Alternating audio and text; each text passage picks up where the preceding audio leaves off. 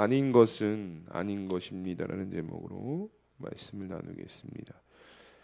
어제 말씀 속에서 우리는 이 다윗의 군 사령관이었던 이 요압의 독단적 개인의 원수를 갚는 장면을 함께 나눴는데, 이게 개인적인 복수였고 또 개인의 분노에 휩싸인 일이었지만, 이게 조금만 시각을 넓혀서 보면 이게 단순히 개인만의 문제가 아니었다라는 것을 이제 우리가 알 수 있게 됩니다. 왜냐하면 이 아브넬, 이제 살해당한 아브넬의 유다를 방문한 목적이 무엇이었냐면, 이제 북쪽 지파를 대표해서 이 다윗과 언약을 맺기 위한 방문이었다라는 것이죠. 그런데 그 대표가 언약을 맺고 난 후에 살해를 당했다라는 것은 다윗의 입장에서, 그리고 국가적인 입장에서도 굉장히 큰 위기로 다가올 수 있는 사건이었다라는 것입니다. 그러니까 오늘날로 보자면 전쟁이 일어나도 이상하지 않을 상황이 되었다라는 것이죠. 그러니까 이런 사태의 심각성을 다윗이 느끼고, 이 아브넬이 살해당했다라는 소식이 다윗에게 들려오자 다윗이 어떻게 반응했느냐 봤더니, 어제 말씀인 28절에 보면 이렇게 다윗이 반응하는 것을 보게 됩니다. 그 후에 다윗이 듣고 이르되 내레 아들 아브넬의 피에 대하여 나와 내 나라는 여호와 앞에 영원히 무죄하니라고 고백하는 것을 보게 됩니다. 그러니까 다윗의 반응은 뭐냐면, 나와는 상관없는 일이다라는 것을 분명히 하고 있는 거예요. 그러니까 나도 상관없고 이 나라도 상관없다라는 것이죠. 그러니까 오로지 요압 개인의 문제였고 개인의 분노를 쏟아놓는 행동이었다라고 분명하게 지금 다윗은 이 28절의 말씀을 통해서 이 선을 딱 긋고 있는 것이죠. 요압의 개인적인 일이었다. 나와 내 나라는 상관이 없다. 우리가 알고 있던 또 기대하던 왕의 모습과는 조금은 사뭇 다른 모습을 이제 우리가 느낄 수 있게 되는데, 우리가 기본적으로 알고 있는 왕 또 리더는 이제 모든 책임을 떠안고 그 사태를 수습해 나가는 모습들을 이제 우리가 많이 기대를 하거든요. 그러니까 왕이면은 이 사태를 나 몰라라 하는 것이 아니라 좀 이렇게 수습해서 좀 상황을 잘 어쨌든 넘길 수 있도록, 위기를 잘 해결할 수 있도록 하는 것이 왕의 방법인데, 사실 오늘 다윗의 모습에서는 그런 모습을 좀 찾아볼 수 없죠. 너무나 냉정하게 딱 요압의 행동에 선을 긋고 나와 내 나라는 무관하다라는 것을 지금 고백하고 있으니까요.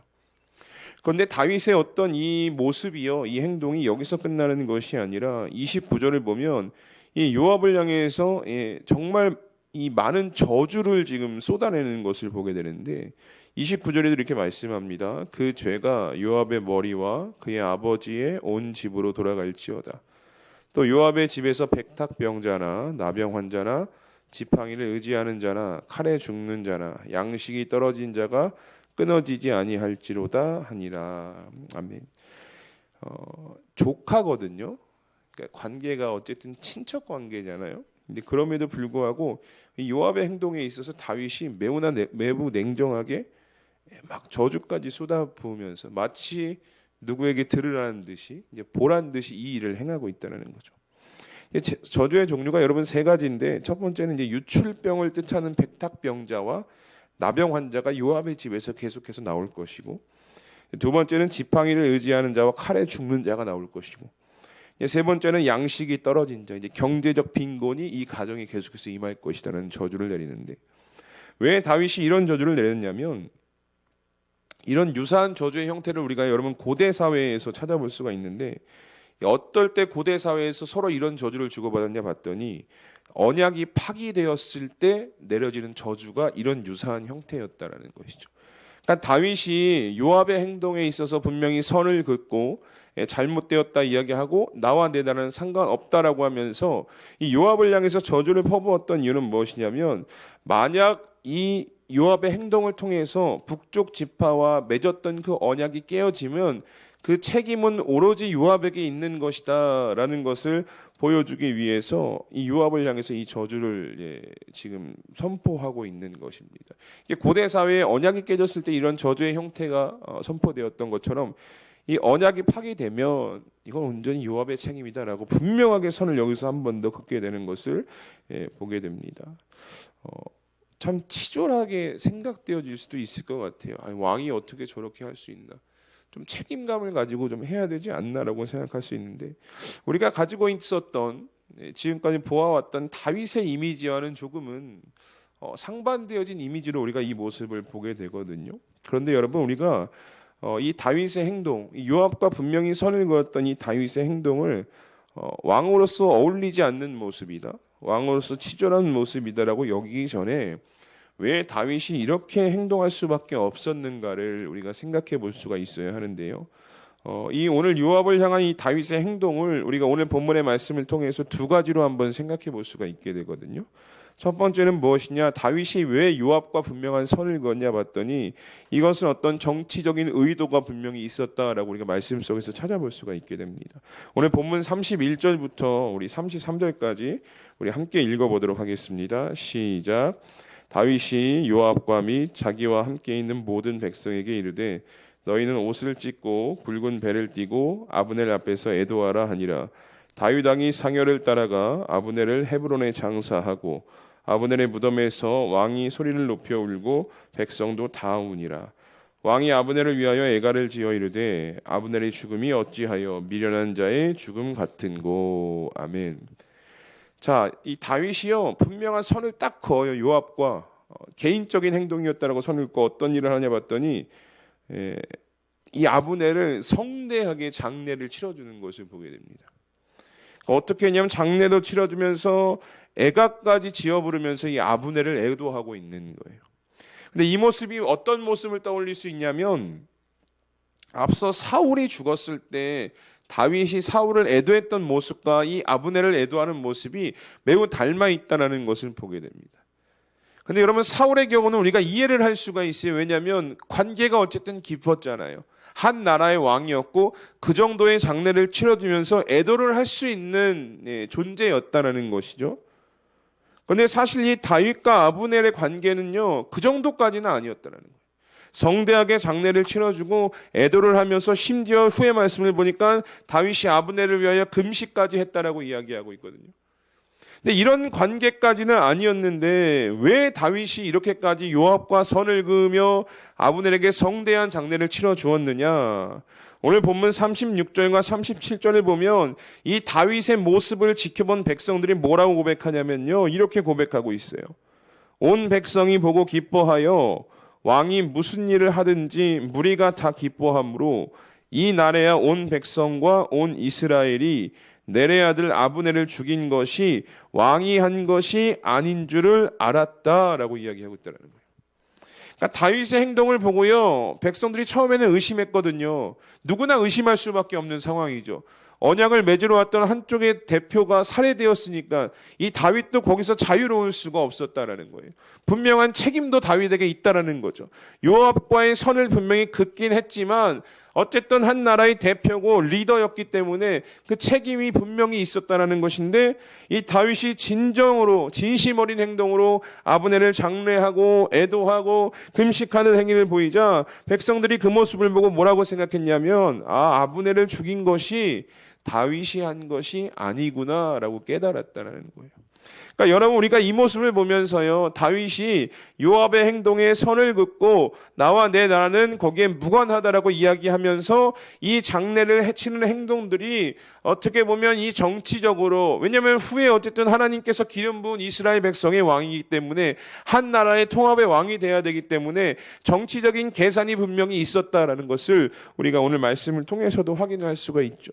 그런데 이 다윗의 행동을 그냥 단지 정치적인 이유다라고만 볼 수 없는 것은 무엇이냐?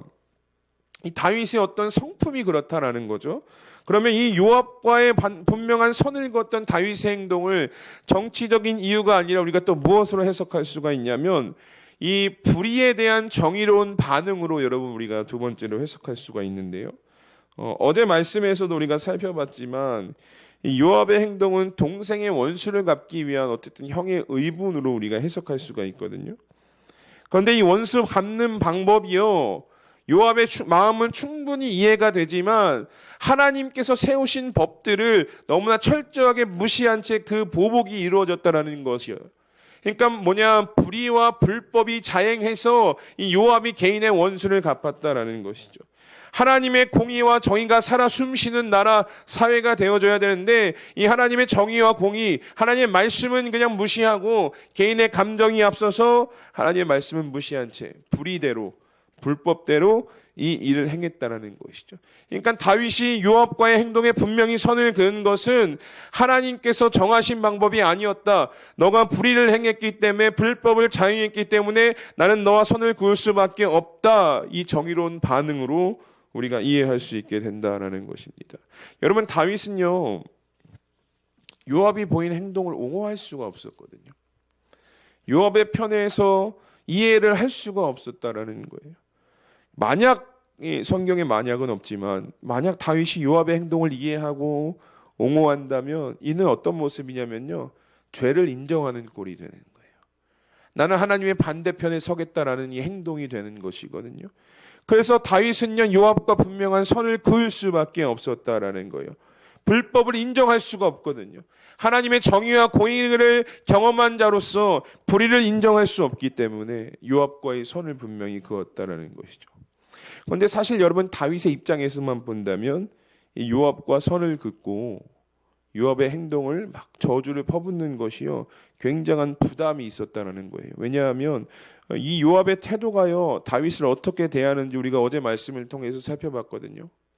다윗이 아브넬과 언약을 맺고 평안히 보내자 요압이 그 소식을 듣고 들어와서 다윗에게 막 항의하듯 따지죠. 신하가 왕을 대하는 모습이 아니라 그 위치가 바뀐 것처럼 다윗을 대했던 요압의 모습이 있었다는 거예요. 그런데 여러분, 오늘 39절에도 뭐라고 고백하냐면 다윗이 여러분 이렇게 고백하는 것을 보게 돼요. 내가 기름 부음을 받은 왕이 되었으나 오늘 약하여서 수르야의 아들인 이 사람들을 제어하기가 너무 어려우니 여호와는 악행한 자에게 그 악한 대로 갚으실지로다 하니라 라고 말씀하고 있어요. 수르야의 아들들은 누구냐? 요압, 아비새를 이야기하고 있는 거예요. 내가 기름 부어서 왕이 되었는데 너무 약하다라는 거예요. 이들을 제어하기가 너무 힘들다라는 거예요. 그런데 이런 상황 가운데 다윗이 어떻게 합니까? 요압과 분명한 선을 그어요. 너의 잘못이라고 이야기하고 있는 거예요. 너가 불법을 저질렀다라는 거죠. 여러분, 요압의 행위에 선을 그었을 때 요압이 어떤 행동이, 어떤 존재가 될 줄 모르거든요. 반란을 일으킬 수도 있는 것이고 그만큼 군대도 통솔하고 있었기 때문에 굉장한 시한폭탄과도 같은 존재였지만, 어쨌든 다윗은 이 불의를 보고 하나님의 정의와 공의가 무너진 것을 보고 그냥 두고 볼 수가 없었다는 거예요. 그래서 요압과의 행동에 선을 그으면서 아브넬을 장사하며 이 일들이 오로지 요압의 개인의 감정이었다는 것을 드러내고 있었다는 것이죠.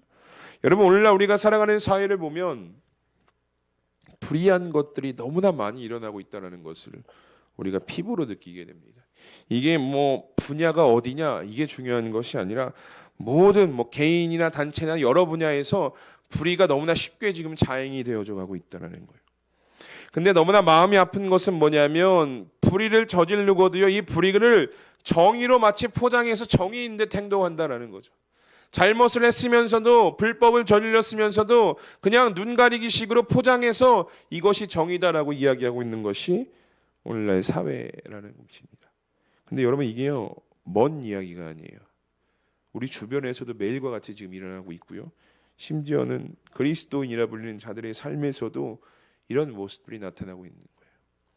그런데 여러분, 아모스 5장 24절에 하나님께서 아모스 선지자를 통해서 이렇게 말씀하시거든요. 오직 정의를 물같이 공의를 마르지 않는 강같이 흐르게 할지어다라고 말씀하셔요. 여러분, 이 아모스 선지자가 정의와 공의를 뭘로 표현하고 있냐면 물과 강물로 지금 이야기합니다. 이 중동 지방 자체가 물이 귀하거든요. 그래서 물은 어떤 의미가 있냐면 생명이라는 의미가 있는 거예요. 근데 오늘 아모스 선지자가 이렇게 이야기하죠. 정의를 물같이 공의를 마르지 않는 강같이 흐르게 할 것이다. 그러니까 정의와 공의가 바로 선 사회에 생명력이 넘쳐난다는 거예요. 하나님께서 주신 생명력이 넘쳐난다. 그런데 반대로 말하면 정의가 죽고 공의가 죽고 불의와 불법이 장애되는 사회가 되면 죽어있는 사회다라고 지금 이야기하고 있는 것이죠. 우리의 삶도 마찬가지라는 것입니다. 그러면 여러분들이 보시기에 오늘 우리가 살아가는 사회의 모습, 오늘 개인적으로 우리의 삶의 모습은 과연 정의와 공의가 흐르는 사회로 여러분들은 바라보실 수 있습니까? 오늘 요압의 행동에 대해서요, 우리가 이 다윗이 보여준 모습을 그리스도인이라면 마음에 깊이 새길 수 있어야 합니다.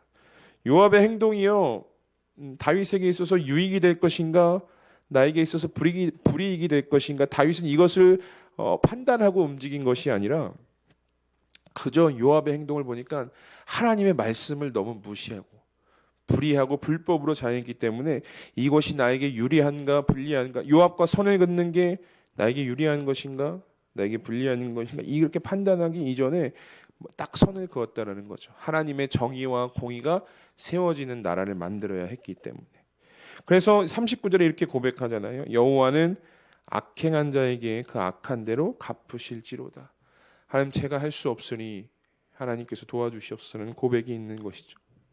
여러분들은 어떻습니까? 하나님의 자녀로 우리가 살아간다라고 하지만 여러분들의 모습은 정의와 공의를, 그 가치를 알고 물같이 마르지 않는 강같이 그 정의와 공의를 힘쓰는 삶이십니까? 아니면 정의와 공의보다는 나의 유불리를 따지면서 먼저 생각하고 움직이는 삶이십니까?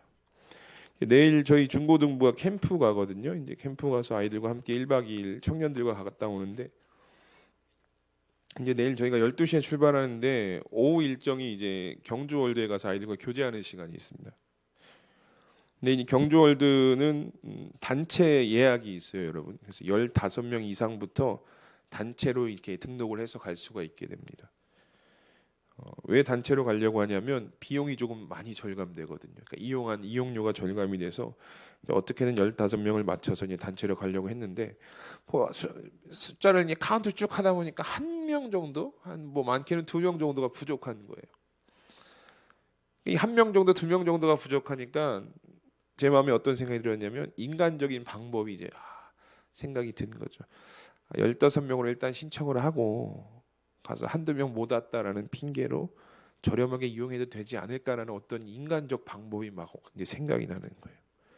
근데 그때가 이제 화요일이었는데 제가 이 설교를 이제 화요일 날 막 이제 준비를 했거든요. 그러면서 양심에 너무 찔리는 거예요. 정의와 공의를 외치면서 아무렇지도 않게 내 삶의 이런 불법적인 모습들, 불의적인 모습들이 몇 푼 아끼겠다고 이러는 모습들이요, 하나님 앞에 너무 죄송한 모습으로 막 비춰지는 거예요.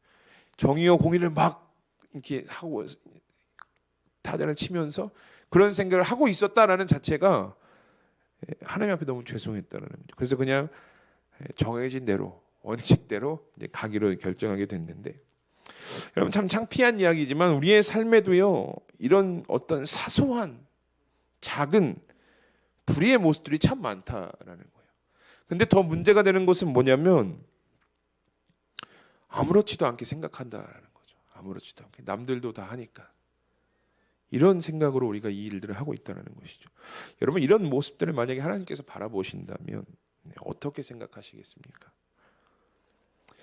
사랑하는 수함교회 성도 여러분, 예수님 다시 오실 마지막 때에 우리가 살아가고 있다는 것을요 참 피부로 우리가 느낄 만큼 가까이 왔다는 것을 알게 되거든요. 작은 불법은 괜찮고 누구도 신경 쓰지 않으니까 마음대로 해라는 어떤 유혹하는 세상의 흐름 속에서 우리가 오늘 성도로 그리스도인으로 살아가고 있다는 것이죠. 이런 모습 속에서 우리가 기억해야 될 것은 무엇이냐면, 오늘 다윗이 자신이 어떻게 될 줄 몰랐어요. 요압과 선을 긋고 저주를 퍼부으면, 불의와 불법을 지적하면 어떻게 될지 몰랐음에도 하나님의 정의와 공의를 세우기 위해서 모든 것을 걸었던 이 다윗의 모습이 오늘을 살아가는 저와 여러분들 그리스도인의 모습이 되어야 하지 않나라는 것을 오늘 말씀을 통해서 여러분 생각해 보게 됩니다. 여러분, 아닌 것은요 끊어버릴 수 있어야 돼요. 불법이다 생각되면, 말씀에 위배되는 것이면, 불이면 여러분 아닌 것입니다. 작은 것도 아닌 거예요. 작은 거니까 괜찮지가 아니라 작은 것도 아니. 하나님은 우리의 머리털까지도 세시는 분이잖아요. 우리의 작은 것까지도 감찰하시는 분인데 그걸 그냥 넘어가시겠습니까? 여러분, 아닌 것은요 아니라고 생각하시고 끊고, 또 아닌 것은 아니라고 말할 수 있는 그 결단의 모습이 우리의 삶의 고백이 되어줘야 된다는 것이죠. 그래서 이 작은 것도 괜찮다라는 이 세상의 소리에 우리가 귀를 기울이기보다는 정의를 물같이 공의를 마르지 않는 강같이 흐르게 하시겠다라는 이 하나님의 소리에 더 귀를 기울이고, 이 땅 가운데 하나님의 정의와 공의가 세워질 수 있도록 나 하나부터 순종하는 모습으로 나아가셔야 한다라는 것입니다. 이 하나님의 작은 것부터 순종하는 우리의 모습을 기뻐하실 거예요. 그리고 그 기뻐하신 모습을 통해서 결국 이 땅은, 이 나라는 하나님의 정의와 공의가 물같이 강같이 흐르는 은혜를 경험하게 될 것입니다. 그 시작이 어디서부터냐? 작은 것부터, 나부터 하나님의 정의와 공의를 실천해 나갈 때 이런 것이 이루어진다는 것을 기억하시면서 여러분들의 삶이 바라기는 이 정의와 공의를 작은 것에서부터 하나하나 실천해 나가시는 그런 은혜가 있기를 주님의 이름으로 축복합니다. 우리 말씀을 기억하면서 함께 기도하기 원합니다. 아모스 선지자가 이야기하죠. 정의를 물같이 공의를 강같이 흐르게 하시겠다. 이 하나님의 뜻에 역행하는 삶을 근데 우리가 살아가고 있지는 않습니까? 큰 것만 불법이 아닌 거예요. 큰 것만 불의가 아니고 작은 것도 하나님은 감찰하신다라는 것을 우리는 기억할 수 있어야 합니다.